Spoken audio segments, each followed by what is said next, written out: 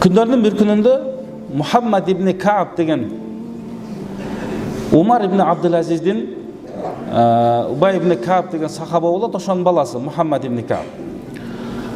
Умар ибн Абдул-Азиз падыша болгондо ошонун жанына келип калыптыр. Бул дагы илимдүү адам болгон.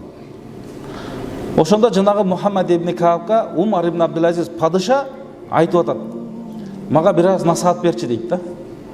Насаатыңдан айта кетчи дегенде, ал айтып атат: "О бир тууганым" дейт.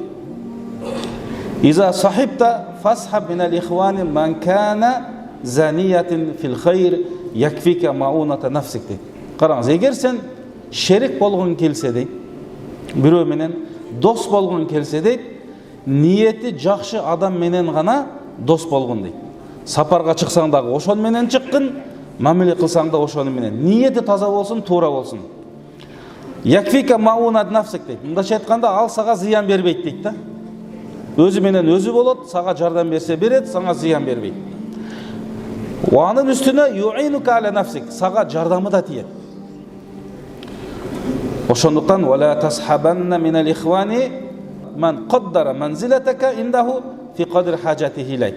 Эми дейт, сенин өзүнүн муктаждыгына жараша сени менен мамиле кылган адам менен сен аны менен шерик болбогун дейт.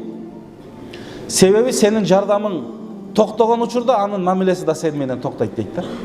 Демек ниети туура болбой калды дейт. Сенден пайда көрбөй калса, анын достугу да токтойт, шериктиги да токтойт, бардык нерсеси токтойт дейт. Бул болсо дагы ошол аяттардын, пайгамбарыбыздын хадистеринин негизинде айтылып аткан насааттар.